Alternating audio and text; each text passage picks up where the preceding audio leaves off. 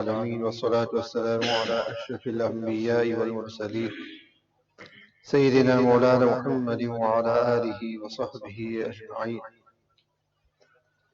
ولنبلونكم بشيء من الخوف والجوع ونقص من الأموال والأنفس والثمرات وبشر الصابرين الذين إذا أصابتهم مصيبة قالوا إنا لله وإنا إليه راجعون.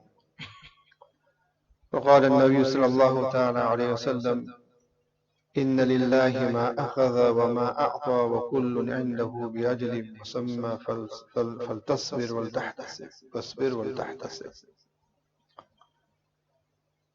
Respectful friends,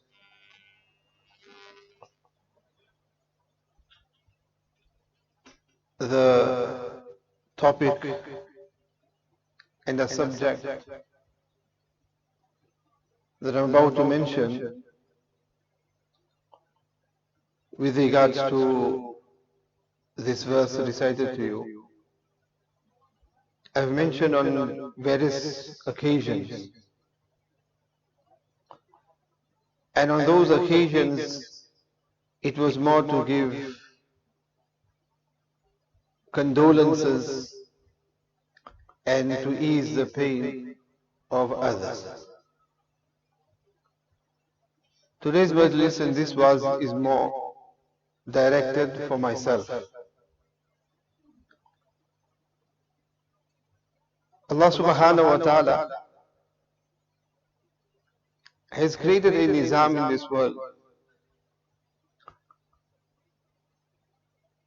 and the reflection of this nizam, system of Allah subhanahu wa ta'ala, the perfect example of it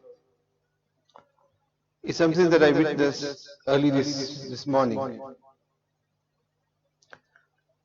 That while sat at the registrar's office, where you register both birth and demise. So while sat there, the office that I had to go to, those who had an appointment before me, they were there in order to register the birth of their child. The door was open so you could hear. So they were there to, and they were joyful, happy, and they were there to register the birth of the child. And immediately after that was my turn to register a death. So that was an eye-awakener and an eye-opener. This is the nizam of Allah subhanahu wa ta'ala. That from the time of Sayyidina Adam alayhi salatu wasalam, nobody has lived forever. Just imagine, people are so worried now with overpopulation. If people existed and people continue to live from the time of Sayyidina Adam alayhi salatu wasalam, then how many conspiracies would have already existed to try and reduce the population? But rather, it wouldn't be any conspiracies, there would actually be a need to reduce the population. Hence, this is the nizam of Allah subhanahu wa ta'ala, that in order for population to continue and be able to benefit from the world, the earth that Allah Ta'ala has created, Allah Ta'ala has given each person a lifespan, and after they complete that lifespan, they depart from this world. And those who depart from this world, they are replaced with others. And this system of Allah Ta'ala will continue till the day of Qiyamah. Somebody will be born, somebody will pass away. Somebody will be born, somebody will pass away. Everybody passes away, the world will come to an end before Qiyamah. Nobody passes away, then that will also be a hindrance. And our Hazrat Rahmatullah Ali would give an example as well and mention that if there was no such thing as death, we would ask Allah subhanahu wa ta'ala for death. Because a person would become tired of living. He will become tired of living. And people, many elders, when they reach the age of 80 and 90 or so, there are many who become tired of living as well. They don't mind now that, be happy, ready to go now. Because they've lived long enough. Go into your hundreds and further. So if that is how a person feels when they within 100, then imagine if people were to live beyond 100, how, and with old age as it is, how people would become tired, how people would start complaining. So those living themselves would be asking for death. And if they were not asking for death, then those who would be younger than them would be asking for death for those who are older than them. An example Hazrat will give is that in one house itself, just imagine you have your parents who are elderly. Then you have their parents, grandparents, great-grandparents, and great-great-grandparents, and their parents, and so on. And in old age, each one is on a bed, ill, and in whatever need that they are in. How difficult that would be. That nobody would want that any of their beloved was to pass away and leave this world. But a time would then come that a person would actually start asking Allah subhanahu wa ta'ala to Allah that it's easy now that if some of them make space for the other beds. So naturally then insan himself would ask Allah subhanahu wa ta'ala for maut, if maut did not exist. So from this we understand that maut itself is rahmat, maut itself is a blessing of Allah subhanahu wa ta'ala. And after all, what is maut? Maut is what? Tuhfatul mu'min. For a mu'min, maut is a gift of Allah subhanahu wa ta'ala. And if somebody gives you a gift, Mufti Zubair just gave me a gift just before Asr. So when you receive a gift from somebody, you don't become upset on it. You don't become angry at it. It is something that you look forward to. And if somebody will say to you, look, I brought a gift for you, and inshallah I'll come later on and I'll give you this gift. You become happy to look, somebody's given me a gift, somebody's brought me a gift, so a gift is something that you look forward to. And that is what Nabi Kareem sallallahu alaihi wasallam says that for a believer, maut is a gift. Why is it a gift? Because it is a bridge that joins him and links him with Allah subhanahu wa ta'ala. But this is for who? For a mu'min. For a mu'min, that is what death is. Meaning, it is not a bad thing. Maut is a good thing. Yes, we fear maut. We don't like maut to come. So because of that, we take maut to be something that is bad. But in actual fact, for the mayyit itself, the one who departs from this world, the deceased, for them, maut is a good thing. For them, maut is a good thing because they are now meeting with Allah subhanahu wa ta'ala. And Allah subhanahu wa ta'ala in the verse that he cited is actually mentioning this to us. That Allah subhanahu wa ta'ala, there are two things here. One is the one who departs from this world. And the other is who? Those who are remaining behind. Allah Ta'ala says, for those who are remaining behind, we're going to put you to test. We're going to put you to test. وَلَنَبْلُوَنَّكُمْ بِشَيْءٍ مِّنَ الْخَوْفِ وَالْجُوعِ وَنَقْصٍ مِّنَ الْأَمْوَالِ وَالْأَنفُسِ وَالثَّمَرَاتِ. We'll test you different ways. There will be fear in your lives, there will be hunger in your lives, there will be loss in wealth, there will be loss in property, and also life as well. So that in your life you're going to be put to test by Allah subhanahu wa ta'ala through these different sources. Min al-khawf wal-ju', fear, hunger, these are things Allah Ta'ala will test us. وَنَقْصٍ مِّنَ الْأَمْوَالِ وَالْأَنفُسِ وَالثَّمَرَاتِ. There'll be times wherein you lose your wealth. People are suffering at the moment as well. People are complaining. These are imtihan, tests that Allah subhanahu wa ta'ala will put a person through. And in those tests Allah Ta'ala says what? That along with loss in wealth, there'll be loss in life as well. And loss in life of who? Loss of life of those who are beloved to you. So for you, that is what? That is a test that you are going to be put through. But it is such a test that Allah subhanahu wa ta'ala says that look, وَبَشِّرِ الصَّابِرِينَ. Those who do sabr, for them there is glad tidings. Now as it is, Allah subhanahu wa ta'ala has already told us beforehand that look, this is the imtihan that you're going, the test that you're going to put through. In other words, it's an exam wherein Allah subhanahu wa ta'ala has already given us the questions. Allah Ta'ala has already given the questions. You've got the questions beforehand. Now to answer it should not be difficult to you. So if any of these losses come in your life, then don't be surprised, it's going to come. And we all know that yes, this is something that is going to come in our lives, it is something that we're going to experience, it is something that we have to experience in our lives. But then when it does come, how do we react at that time? That is a test from Allah subhanahu wa ta'ala. And more than that loss is the reaction, that how does a person react when a person undertakes and when a person experiences that loss. For that Allah Ta'ala says, وَبَشِّرِ الصَّابِرِينَ الَّذِينَ إِذَا أَصَابَتْهُمْ مُصِيبَةٌ قَالُوا إِنَّا لِلَّهِ وَإِنَّا إِلَيْهِ راجعون. That Allah Ta'ala says, there is glad tidings, give glad tidings to Sabirin, those who have sabr. But who Allah Ta'ala is giving glad tidings to? Those who have undertaken loss. Now you just think for a moment, that somebody who's undertaken such a loss, they need consoling. Here Allah Ta'ala is saying, وَبَشِّرِ الصَّابِرِينَ. Allah Ta'ala is giving them glad tidings. Meaning that Allah Ta'ala has made the system such that your pain will be your reward as well. That you will reap from your gham, you will reap from your grief as well. Your pain and your grief, that will also be a reward for you. That where Allah Ta'ala wants to reward us, this is how Allah Ta'ala rewards us as well, that your grief, and the more you're going to grieve on something, the more hurt you're going to be on something, but the more sabr you have upon it, the more ajr that you're going to have. So وَبَشِّرِ الصَّابِرِينَ الَّذِينَ إِذَا أَصَابَتْهُمْ مُصِيبَةٌ. And again Allah is reminding that look, what came to them? A musibah. So Allah Ta'ala is showing and saying to us that yes, loss in all of these things is a musibah. It is a test from Allah subhanahu wa ta'ala. Yes, it is a hardship from Allah subhanahu wa ta'ala. Now when this musibah comes upon you, you become ill.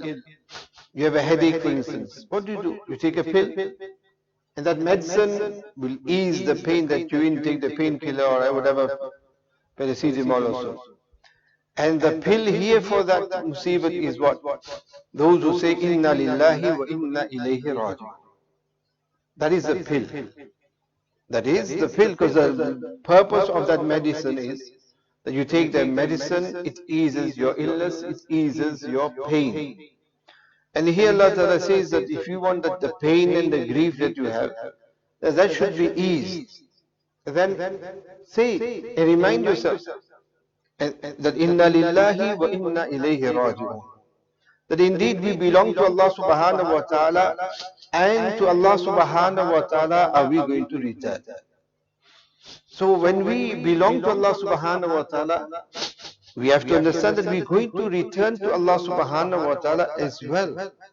And when we remind ourselves of that, that is what? That is a medicine. To do what? For us to be able to have sabr upon this musibat and hardship. Now when we talk about sabr, what does sabr mean? Does sabr mean that any hardship or difficulty befalls us, any demise occurs within our homes, with our beloved, that it should not affect us at all? Is that what sabr is? That we become such that our eyes remain dry and our hearts remain firm and hard, and that it should not affect us the least bit. Is that what sabr is? What is sabr? And how should we react at that time? Our deen Islam is a natural deen. Allah Ta'ala has never instructed upon us something that is unnatural, something that we cannot bear, something that we cannot tolerate, something that we cannot carry out. Allah subhanahu wa ta'ala, huwa adhaku wa abka. Allah Ta'ala is the one who gives us pleasure and enjoyment, that enables us to laugh and be happy. Allah Ta'ala is the one who will bring grief and sorrow upon us, that enables us to do what at that time? To weep at that time. So Allah Ta'ala Himself is saying that Allah Ta'ala is the one who makes you weep. Which shows that weeping at the time of musibat is not against what sabr is. And had it been against sabr, then Nabi Kareem sallallahu ta'ala sallam himself, who was a perfect example, would not have wept. at various occasions, not just on the demise of his beloved child Ibrahim radiallahu ta'ala, but he, Nabi Kareem sallallahu alaihi wasallam, wept on the demise of various other Sahaba Kiram radiallahu ta'ala as well. And there are many such occasions as well. And Nabi Kareem sallallahu alaihi wasallam was seen in pain, and Nabi sallallahu alaihi wasallam, those around to see that Nabi sallallahu alaihi wasallam is hurt, and Nabi Kareem sallallahu alaihi wasallam did cry. And why does insan cry for? This is also a medication for an individual, that when that pain gathers in the heart, if a person does not cry, and if a person does not let that pain out, it will be difficult for a person to exist. The heart would not be able to tolerate. There are a lot of griefs and a lot of sorrow that the heart would not be able to tolerate if a person was not allowed to cry. If a person was not allowed to or be able to grieve, the heart would not be able to tolerate it at all. The heart would burst. The heart would burst.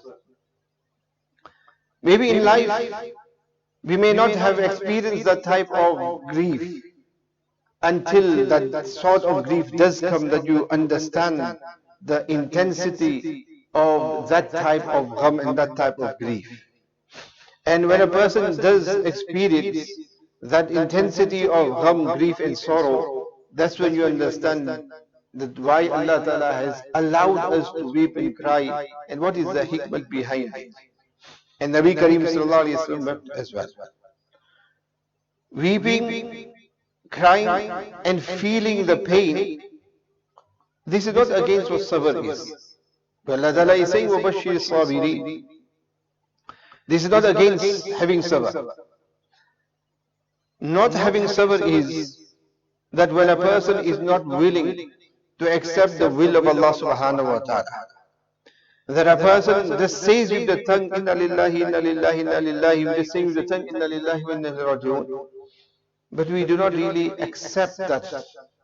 We do not really believe in it, or we are objective to it. This is what is going against sabr. This is a person not having sabr. And as I mentioned to you, this is the system of Allah subhanahu wa ta'ala. The Nabi Kareem sallallahu alayhi wa sallam mentioned in the hadith that inna lillahi ma akhadha wa ma a'ta. Everything belongs to Allah Ta'ala. For Allah subhanahu wa ta'ala is that which He takes and that which He gives. And here to Nabi Kareem sallallahu alayhi wa sallam does not say that for Allah Ta'ala is that which He gives first and which He takes. But He says what? Ma akhadha first. That for Allah Ta'ala is what He takes. Because when Allah gives, we don't have any objections.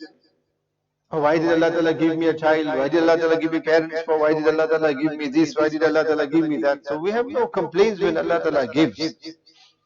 We have complaints when Allah Ta'ala takes. Why did Allah Ta'ala take so and so away? Why did Allah Ta'ala take this away and that away, this loss or that loss? So we complain when Allah Ta'ala takes from us. So Nabi Kareem sallallahu alaihi wasallam is saying to us that look, for everything is Allah Ta'ala. Everything belongs to Allah subhanahu wa ta'ala. That which He has taken was already His. But because وَمَا أَعْطَى, that which He gave, when that was His, then automatically what He took back was also His. How can anybody have any objection to that? A person lends something to somebody. A person goes holiday time. Person is going on holiday. And when a person goes on holiday, so example, a person goes on a holiday and says, look, I'm away for a week. Nobody's going to use my car. And you know, your car's got work, you have difficulty with transport. Here, take my keys, you can use it whilst I'm away. Use it whilst I'm away. So you take that happily, that alhamdulillah, we've got a vehicle now to use. Now when that person comes back, the actual owner comes back after a week from holiday, and then when he comes and he's waiting for you to give the keys back to him, what are you going to do? You can't say, no, I'm not going to give you the keys back. You're not going to kick a fuss at that time. You're not going to, you may not want to, because you enjoyed having that car, so you got attached to that car, it was convenience and everything for you. But you already know, to the extent that before that person even comes, what will you do? You may clean it out, isn't it? Give it a bit of whack, whack and that he lend me the car, to let me clean it up for him at least. And you already beforehand are ready that when he comes, I need to hand the keys over to him. And when you do hand the keys over, you know that, look, this is the right thing to do because it belongs to him. And even if he asks me for it, and he says, wait, can I have the vehicle back now? Come back from my holiday. We should have no complaint. And we have no rights to complain because it belonged to that person anyway. They lent it to us, is theirs, it should be given back to them. We should show gratitude instead of us then when we give the keys back, and then what we do? We crying and we yelling and we swearing that person and we arguing that person that why did you take it back from me and complain on that. Rather, what should you do? By here's your keys back, Shukriya Jazakallah. Shukriya Jazakallah for lending me the car for a week. You gave me that comfort of being able to use that car, the ni'mat of having that car for 1 week. Shukr to you for giving me that. And then you hand the keys over. And that is what Nabi Kareem sallallahu alaihi wasallam is saying here as well. That whatever Allah Ta'ala takes, whatever Allah Ta'ala gives, belong to Allah subhanahu wa ta'ala itself. Which means that if any beloved of ours passes away, whether it is somebody who is older than us, whether it is somebody that is younger than us, because we have parents, for instance, whose children pass away. Young age, the children may pass away. You have those whose parents pass away, for instance.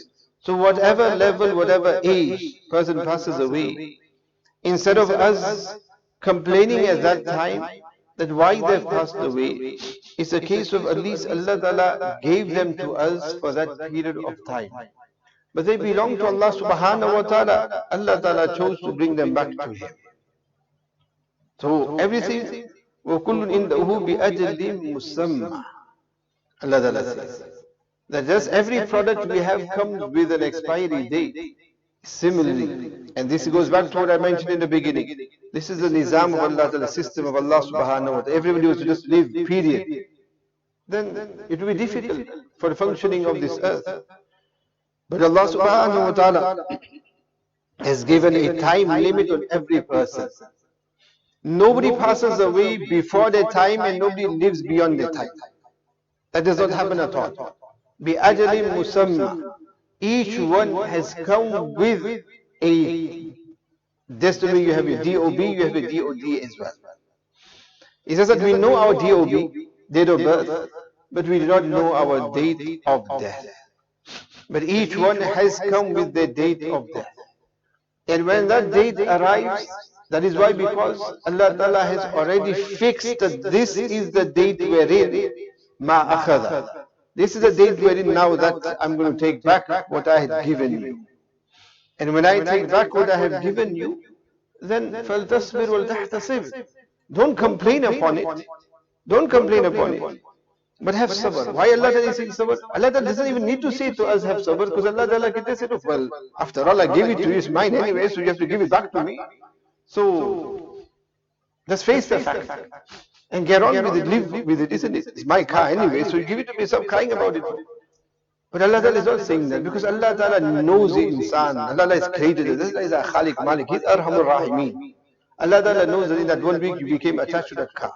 Allah Ta'ala knows that for that 1 month, 1 year, 5, 10, 16, 70, 70 years, 72 years, whatever, you became attached to that person. You became attached to your children, your parents, your family members, brothers, sisters, friends, family, whoever it is. You became attached to them. And now that you became so attached to them, it is difficult for you to come round to the fact that Allah Ta'ala has brought them to them, called them back, and Allah Ta'ala has taken them from you. You're going to find that difficult. Allah Ta'ala is reminding you, never mind, have sabr upon it. Have sabr upon it. And don't just have sabr upon it as well. Look, I am Arhamur Rahimeen. And I am so Arhamur Rahimeen that on your sabr and on your grief, I will reward you as well upon it. Have hope in what? In the reward of Allah subhanahu wa ta'ala. So Allah Ta'ala is not saying to us, look, get on with it now. Your beloved had only that amount of time with you, and that was the age in this world. Now they've come back to me, just no, get on with it, stop grieving and stop crying, and just get on with life. Allah Ta'ala is not saying that. Allah Ta'ala knows how insan is and insan's feelings. Allah Ta'ala is catered for that. And Allah Ta'ala said, have sabr upon it. But on that sabr as well, you are the one who will benefit from it. That I shall reward you on that as well. In the 1 minute madrasa we hear so many times, isn't it? That in the third section as well. When Nabi Kareem mentioned that Allah Ta'ala said in the Hadith Qudsi, that whenever I take the life of the beloved of my servant, and with reward, the intention of reward is to sabr upon them, and have no other reward for them but Jannah. Have no other reward for them but Jannah. Why? Because there's sabr upon it. And there's sabr with the intention of what? Of gaining reward, that there is reward for me in sabr. The more sabr I have, the more reward there is for me. And the sabr is, again, as I mentioned, sabr is not that you become a stone and you become a brick. That you're not affected at all by the loss of whatever category that has been mentioned. That is not what sabr is. Sabr is raza and taslim or raza. That inna lillahi ma akhadha wa ma that and inna lillahi wa inna ilayhi raji'un. That we know that look, everything belongs to Allah Ta'ala, is going to return to Allah Ta'ala. We have to be pleased with the will of Allah Subhanahu wa Ta'ala, acknowledging the fact that Allah Subhanahu wa Ta'ala knows better than us. What is best for every person, that too is only known to Allah Subhanahu wa Ta'ala. What we want, what is best for us, is not necessarily what is best for us. And in our lives, the demise of our beloveds, that is also in this. That nobody wants any of their beloved to pass away. Nobody wants that. And nobody becomes pleased, oh, I'm glad they passed away. Nobody does. But we have to understand that this is something that is going to happen. And on that occasion now, that we accept that this was the decision of Allah Subhanahu wa Ta'ala, and this is what was meant for that individual, and we then do not object to that. We do not react to that negatively. This is what sabr is. How we react at that time. If at that time we react in such a manner that we start speaking ill of Allah Ta'ala, we start thinking ill of Allah Subhanahu wa Ta'ala, we start challenging Allah Ta'ala, we start objecting to Allah Subhanahu wa Ta'ala. This happens, isn't it? People are saying, मेरा ही बेटा नजर आया, मेरी ही अम्मी नजर आई, मेरा ही फुला नजर आया, और फुला अभी तो उसकी तो अभी तो वो बच्चा है, और अभी तो पैदा हुआ है, अभी तो उसकी शादी हुई है, नई शादी हुई, अभी तो ये हुआ, वो हुआ, अभी तो उसके बच्चे नहीं हुए, अभी तो बच्चे के बच्चे भी नहीं हुए, ये नहीं हुआ, वो नहीं हुआ.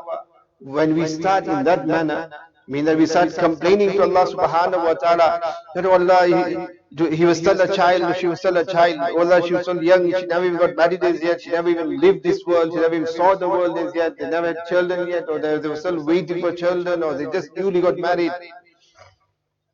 Is when we start objecting in such a manner, this is now going against having sabr. That we are not willing to accept the decision of Allah Subhanahu wa Ta'ala. And when we do not accept the will of Allah Subhanahu wa Ta'ala, that is when we do not have sabr. Accepting the will of Allah Subhanahu wa Ta'ala, having the gham and pain, this is what sabr is. Hence when Ibrahim did pass away, Nabi Kareem Sallallahu Alaihi Wasallam did cry. And when Nabi Kareem Sallallahu cried, and the Sahaba asked Nabi Kareem Sallallahu with regard to this, Nabi Sallallahu Alaihi Wasallam said, look, this crying is rahmah. Because if you do not have love and feelings for those around you, you will not cry, or you will not feel grief when you don't have no connection. If somebody mentions to you, so and so passed away in this part of the world, even in your own city, you do not even know, you're not going to feel that grief, because you do not know that person. If it's natural, you don't have that connection with that person, relationship with that person, you won't feel that grief. Yes, you will feel that humanitarian grief for any individual's loss, but you're not going to feel that intense sadma and gham that is there. And where there is an attachment, you're going to feel. Why? Because there is an attachment. And that attachment, Nabi Kareem Sallallahu Alaihi Wasallam mentioned that this is rahmah. That his crying is rahmah from Allah Subhanahu wa Ta'ala. Why? The ease it creates for you, and the fact that, look, you have affection, you have that love for this individual which you should have. Otherwise, how are you going to be able to live with one another? So it is on the basis of that. And Nabi Kareem said that, look, this crying is not objecting to the will of Allah subhanahu wa ta'ala. But this crying is due to the pain of the separation with the beloved, which shows us that it is natural you're going to feel the pain. And it is natural to have that pain as well. And natural to actually express that pain as well. On what? On the separation of that person and not on the will of Allah subhanahu wa ta'ala. This is what sabr is. وَبَشِّرِ الصَّابِرِينَ الَّذِينَ إِذَا أَصَابَتْهُمْ مُصِيبَةٌ قَالُوا إِنَّا لِلَّهِ وَإِنَّا إِلَيْهِ رَاجِعُونَ. And Hazrat Hakim Umar rahmatullah alayhi explains Inna lillahi wa inna ilayhi raji'un in a very nice manner. In a very well, good manner, he mentions this. And that is what? That at the end, we all going to go to Allah subhanahu wa ta'ala. It is just that we're going to go different times. Before Hazrat Thanvi's example, my example, people, a family decided that they're going to go for Umrah. But it's a case of maybe few individuals, their holiday starts on a certain date, others their holiday starts a few days after, or they didn't get leave on the same date. So what happens is, okay, never mind, one family will leave on this date and the other family will leave when a few days later. A few days later. So that family that leaves, they'll depart, they'll take the flight, and they've departed, they've gone. The family remaining behind will greet them and say goodbye to them and that. But they know as well that, look, they've left now. Few days later, we're going to take the same flight and we're going to go there and we'll meet them there in Makkah anyway. And those departing will also say, Chand din ka mamla hai. Not long, and we will meet them in Makkah anyway. We'll meet you in Makkah Sharif. So we know that we're going to meet with them not long. This is Inna lillahi wa inna ilayhi raji'un. It's not that people are just going to go one flight and go off somewhere and that's it, they've gone to one planet. And when it's your turn, you're going to go to another planet and you're never going to meet with them. Nobody's going to ever meet at all. Inna lillahi wa inna ilayhi raji'un. Who all of us are going to. But each person's flight is different. Some few days, few years, 10 years, 50 years, maybe 60 years. Everybody's flight is different. But at the end of the day, everybody's flight's destination is one direction. And at that time, it doesn't matter. COVID, non-COVID. Delays, no delays. That. Staffing, no staffing doesn't matter. No striking either. Balikal more do not go on strike. And nothing will delay. Then your flight take off, your time of flight will not be delayed at all. Every person's flight will take off and every person's flight will reach his destination. So you don't have to worry about that as well. That a person may even think that, okay, fine, we are saying we'll meet them in Makkah al-Mukarramah, but you never know. What happens if someone has COVID, they can't go there? What if something issue with the visas? What if there is an issue with the flight itself? Something or the other. You never satisfied anywhere until you board the plane and it goes off, nobody's satisfied. And even then, until you land, you're not satisfied because somebody can take off as well as something happens and you have to do a U-turn or something. So until you don't, here that's not the case. Each one guaranteed you're going to be on that flight and you're going to reach Allah subhanahu wa ta'ala.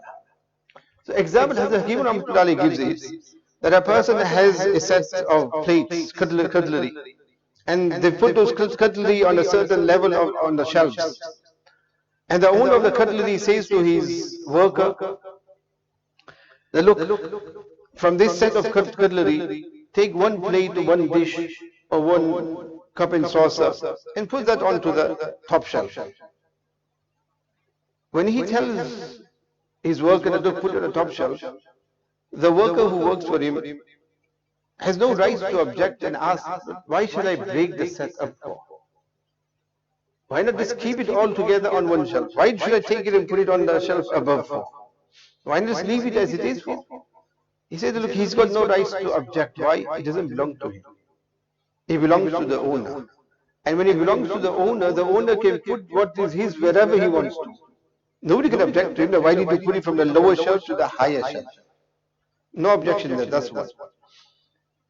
Here to Allah subhanahu wa ta'ala, we belong to Allah ta'ala. Allah ta'ala takes us from the shelf of this world and puts us onto the shelf of the Akhirah. Allah Ta'ala here takes one member of our family and puts that one member of family onto the shelf of the Akhirah. And then the owner will say the next day, now take the next cup and put that on top. After a few days, take the plates and put 2 plates on top. Put another plate after another few time. So eventually, the plan is that all the plates have all the cutlery on that shelf to be moved to the top shelf. So those cutlery are not going to complain either, knowing that look, I've gone first, the next one is going to follow as well, or those below will know that we will follow as well. In this way, the entire shelf, all the cutlery will be put to the top shelf. Nobody can object at all. And this is inna lillahi wa inna ilayhi raji'un. We all are going to go to the Akhirah. Allah subhanahu wa ta'ala has chosen somebody now to go before us. Others will then follow them, others will follow them. And the unique thing of this is that this separation now is a temporary separation. Because when we meet in the Akhirat, then there is no separation at all. There is no more then. We do not have to worry of separation then. The separation is now only, but that is a temporary separation. That's why the flight takes off and then they say, what? We'll meet soon, isn't it? We will meet soon, so that is to give you what condolences, a bit of strength as well, isn't it? Console you as well. Look, you're going to meet soon. And that is what Allah Ta'ala is saying here, inna lillahi wa inna ilayhi raji'un. Look, this person has gone, you'll meet up with them. And when we do meet up with them, if we compare those who are here compared to those who are there are more, and those who are there are better than those who are here, and more than those who are here. In our own family tree as well, to the amount of relatives we may have here, majority of ours are there. Majority of our family members are there already by Allah subhanahu wa ta'ala. And those who are by Allah subhanahu wa ta'ala much better than those who are here. After all, Sayyidul Anbiya is there. Sallallahu Alaihi Wasallam. All the Anbiya alayhi salatu salam, all the Sahaba are there. The Tabi'in, the A'immah, all the Sulaha, all those who have come before. All our ancestors, predecessors, who we talk about, they are there after all. So would you prefer to be here with those who are here, or be with those who are there? Why not? Person would rather be where the righteous and better people are. So a person who does go from here is actually going to a better place. So when they go into a better place, like here as well, when somebody said, look, they're going for Umrah, what do you feel happy for them, isn't it? They're going to a very good place. Or even somewhere else, we feel happy that they're going to a good place. We feel the separation, we feel the gham. Or somebody who lives in a poor country, if some family member of theirs, somebody close to them, gets a work permit, gets an opportunity to work in a country wherein their lifestyle will be a lot better, you're going to be happy for them after all. Isn't it? No parent at that time will say, no, we cannot bear the pain of separation with you as my child, so reject that work offer. No. Parents themselves will say, no, Jao, don't worry about us, you go. Go to better pastures. Don't worry about us, you go. Not that they don't worry about, not that they don't have feelings for their child. They have everything is there, they have feelings and everything, but they want better for them. He is the same difference. Therefore, the one who departs from this world, as long as they depart with Iman, then they're departing to a much better place, much better circumstances. And who is the host there? Who is going to look after them there? Allah subhanahu, they're going to Arhamur Rahimin after all. How can we complain upon that? How can we complain upon that? So that person has gone to a better place. Mirza Masar Jane Jana Rahmatullahi, when he was shot, at that time he wrote this Ashar, knowing that he may not live from the wounds of it, to which he says, the log kehte hain ki log kehte hain mazhar mar gaya, log kehte hain mazhar mar gaya, dar haqiqat mazhar gar gaya. Log kehte hain mazhar mar gaya, dar haqiqat mazhar gar gaya. People say that mazhar has died, but no, in actual fact he has gone home. Why? Because inna lillahi, return to sender. It is return to sender, that we belong to Allah subhanahu wa ta'ala, and to Allah subhanahu wa ta'ala are we going to return. So from the onset itself, we belong to Allah subhanahu wa ta'ala, so now we return to Allah subhanahu wa ta'ala. So when that is the case, where have we returned? We've returned to Allah subhanahu wa ta'ala, we returned to Sender, we've returned to Allah subhanahu wa ta'ala, where we belong to. When that is the case, then why should anybody complain for? Why should we complain for that for? Because it is where we belong that we have actually returned to. And that's why when we say as well that Fulan so and so has passed away, and we say intiqal kar. Intiqal means what? To shift, to move. That's why people shift and move from one city to another city, from one country to another country.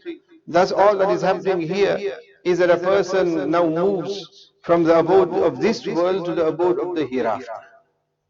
That's what it is. But the difference here is that those who do not have Iman, their muntaqil, their transferring and their move is not the best of move. And the one who has Iman, their moving, theirs is the best of move. That they are moving to pastures better, to a better life, to a better place. That is where they are going to as long as they have Iman. And that is something that we need to accept at that time. And this is what Allah subhanahu wa ta'ala is mentioning, Inna lillahi wa inna ilayhi raji'un. This whole concept of Inna lillahi wa inna ilayhi raji'un, that this is where we're going to. When it then comes to sort of those who passed away, they're going to better places.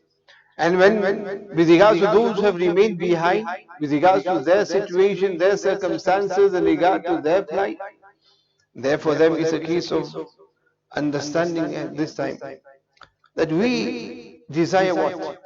We desire and we wish what? That our beloveds do not separate from us.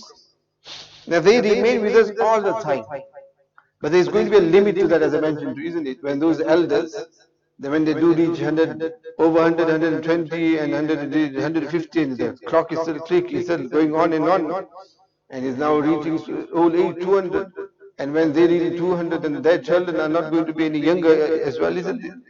So now you imagine if the father is 150 and the son is 100, it's going to be difficult for that 100-year-old to look after his 150. And the child of the 100-year-old, does he look after his 100-year-old father or does he look after his 150-year-old grandfather? So then we ourselves will make dua to Allah Ta'ala. It's getting a bit difficult here. You know, we need a bit of room, we need a bit of space, we need to look after the one who is immediately above us and not the one above that one as well. So then we ourselves will actually wish that Allah Ta'ala takes them towards Him. So this is how insan is anyway. Insan doesn't want, but when time comes, he will want it as well. But in general, it is something that we do not wish for. Why? Because we just want to keep them with us, keep them with us. But the marhum, when they depart from this world, ask them then, that you want to come back to? You want to come back to your beloved husband, to your beloved wife, your beloved children, brothers and sisters? You want to come back to them? No U-turn. As long as they have Iman, no U-turn, they won't want to come back. They won't want to come back. And they know as well that look, you're going to come with me. So rather me coming and joining you there back to this world and all the musibah, the hardship and difficulties and trials of this world, I'm not going to make that U-turn. I'll rather just wait for you to come and join me there. And when you join me here, you'll know how enjoyable it is rather. So that is the option that they would choose. But this is the option we would want, that they remain firm with us, they remain with us. Not thinking of what is better for them. And especially when people are in old age and people are in illness and that. We still want to keep hold of them. We still want to keep hold of them. But they themselves don't want to keep hold with us in this world. They want that they now come to the mercy of Allah subhanahu wa ta'ala. And that is where they're going to Arhamar Rahimi. And when they are there, we think that we can look after our parents here. We will do the khidmat of our parents. Then Allah Ta'ala give them more life, we'll do the khidmat, we'll do this for them, we'll do that for them. And we will try to do whatever we can for them. We will try and give them comfort, we'll try and do the khidmat as well. But can we give them that amount and that level of comfort that Allah Subhanahu wa Ta'ala gives? That is something we cannot give. Because their pain and their suffering will still remain. That will still remain, isn't it? Like here as well, when a person has such an illness, which is end-of-life illness, where you know that there is no cure for that individual, what's the system? What do they say? They look, now it's a case of making them comfortable. Take them back home and make them comfortable. So their last days a bit comfortable for them, medication or whatnot, just to make it bearable for them and comfortable for them. That's all they can do. But does that person actually acquire comfort? They don't. They're still suffering. But when they depart from this world, it's gone. All the suffering is gone now. Why? Because they've gone to that abode wherein there is no suffering at all. They've gone to Allah subhanahu wa ta'ala where there is no suffering whatsoever. So this is that system, that nizam that Allah subhanahu wa ta'ala has created. And this is what we have to ourselves be willing to accept from Allah subhanahu wa ta'ala. This is for who? This is for those who are undertaking that grief. And as I mentioned to you from the beginning, that this is a topic, something that you mentioned so many times to others. But today is for myself. It is for myself. And there will be those who benefit from it as well. That it is something for ourselves to bear. Because these are those type of things that you talk about, for example, a mudarris will mention in his dars and give the whole fiqh of Hajj and explain everything to the students. But that person will not actually have the experience of Hajj until they go for Hajj. No matter how many years they're teaching the masail of Hajj, but that's very different to actually going for Hajj and experiencing Hajj itself. These are those type of things as well. These are those type of things as well that you explain to others, but their grief you may not fully understand if you have not gone through that as yet. That is one. And the other is, specifically, when it comes to, and this is something that I've learned myself over these couple of days, that when it comes to the status and role of parents, again we will give an entire dars, entire waz and bayan on the status of parents and the status of the mother. We'll mention the hadith of Nabi Kareem Sallallahu Alaihi Wasallam. But I think this is also something you not fully comprehend and understand until you do not feel the loss of your parents. The hadith, we hear it all the time. We hear it in nasheeds as well, isn't it? That the Sahabi came to Nabi Kareem Sallallahu Alaihi Wasallam and asked, who has the most right with husni sahabati, of the most kindness towards them? Who has the most right? Nabi Kareem Sallallahu Alaihi Wasallam said, who? Your mother. Your mother. First and foremost, Nabi said, your mother. The Sahabi then asked, Summa man? Who thereafter? Nabi said, who? Your mother. Sahabi asked for the third time, Summa man? Nabi said, for the third time as well, Nabi said, your mother. And then when he asked for the fourth time, Summa man, then he said, Abuka, your father. Then he said, your father. So here Nabi Kareem Sallallahu Alaihi Wasallam mentioned the mother 3 times. And then the father after that, 1 time only. Again, this is a hadith we've always mentioned. Hadith we teach and hadith we mention to other people as well. This is status of mother. But it is only when you experience that loss that you understand the seed.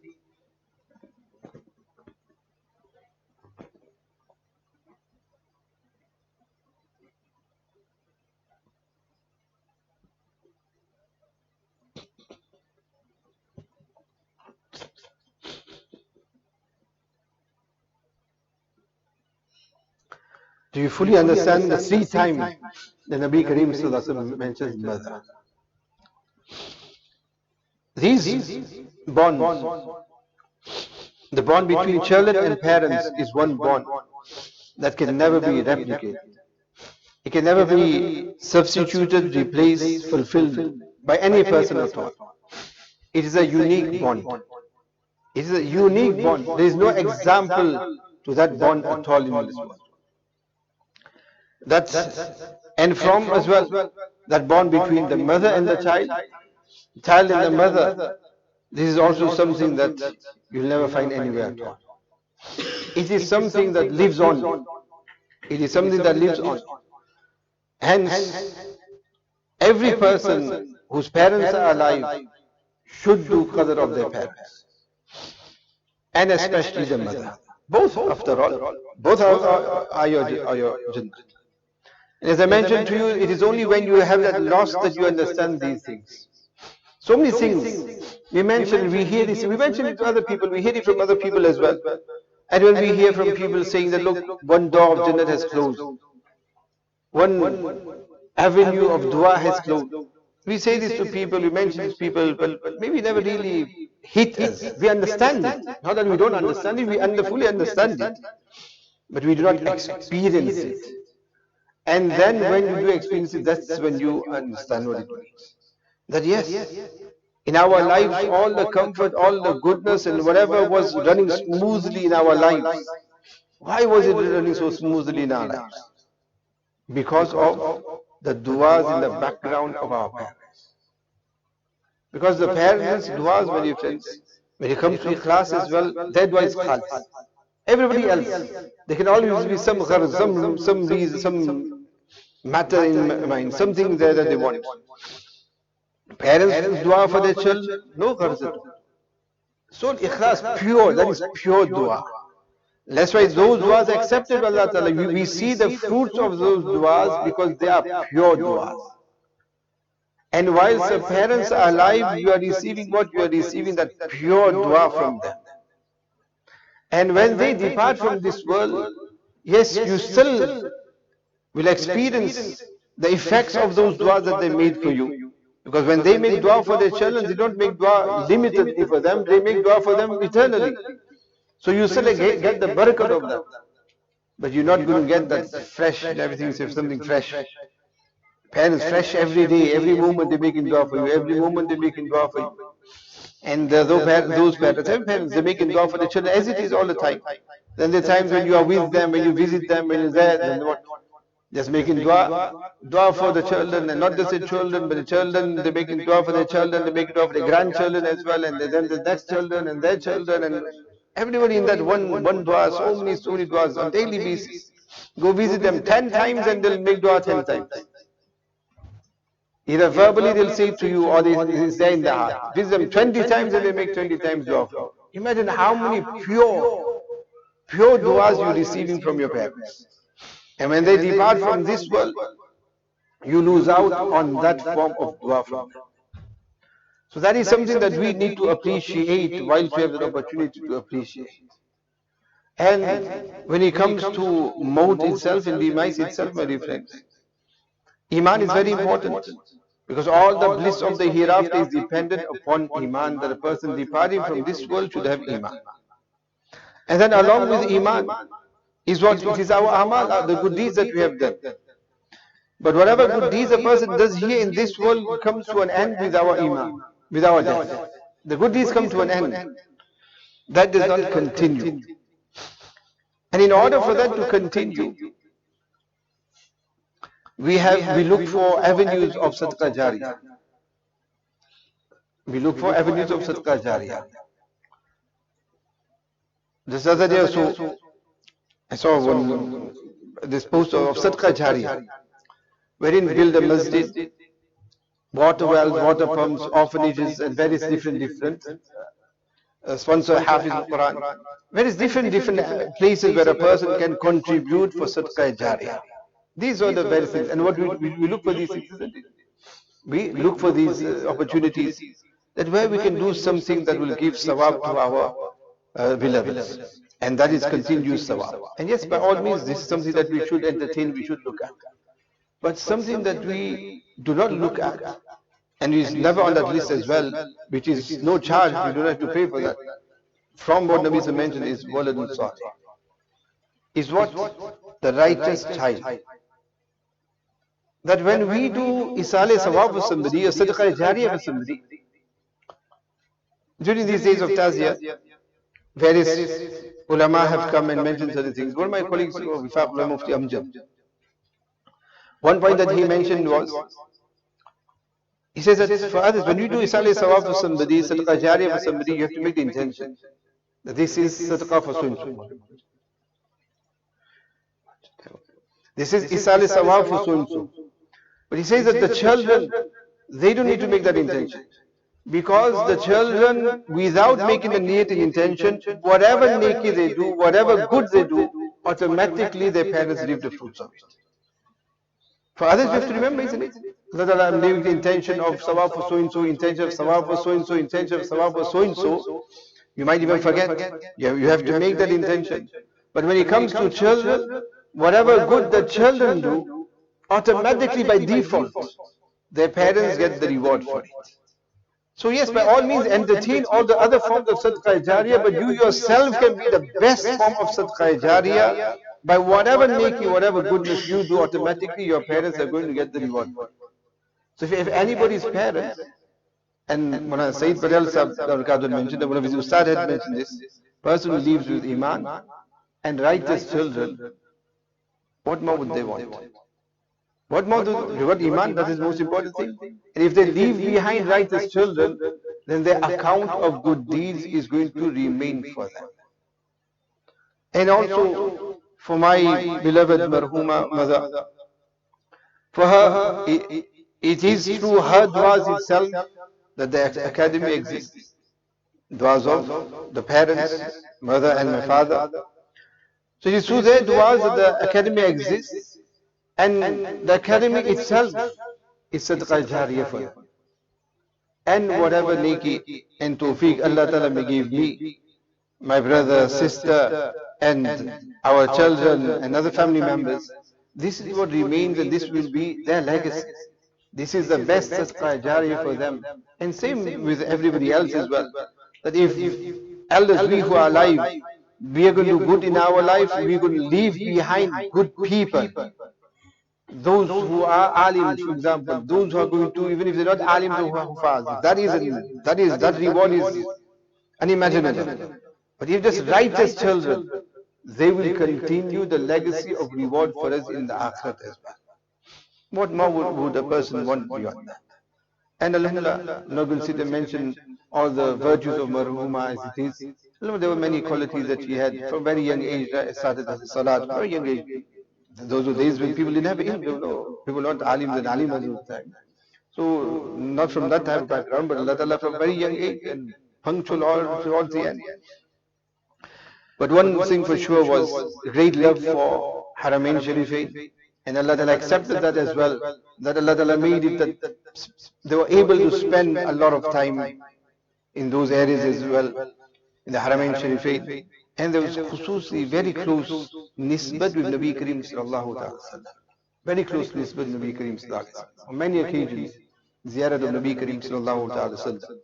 Khas, very close nisbat and bond with Nabi Kareem Sallallahu Ta'ala Sallam. These are just a couple of the good things. Mamulat, probably Mamulat, I remember a few years ago I had to tell her myself, cut down on these, leave these things out. Because so much. Go on Thursday night after Maghrib, that's it, you can't see her. Because after Maghrib Mamulat on Friday and Thursday night starts, that's it, madrasa starts. And so much Mamulat. As a case of I had mentioned a few years ago, look, cut down on these things. You make enough for it in whatever you are doing. It's just replicating it. You can get by with so much to cut down on that. These are neki that they have done themselves. And then on top of it, if there are others who do good deeds, this is also something that continues for them.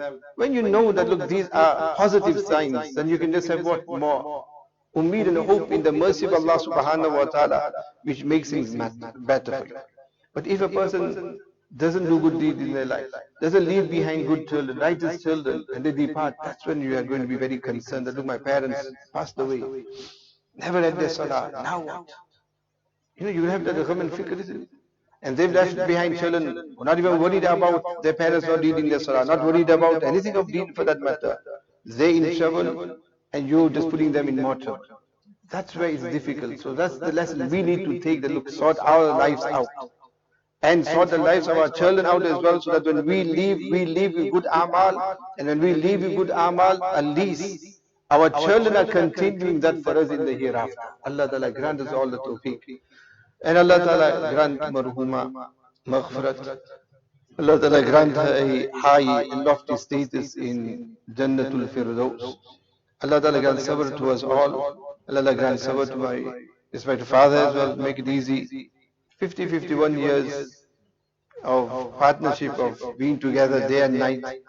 That is the sabr that you have to do. That is the natural sabr of the separation, not easy for any person. And there are so many who have experienced such as well.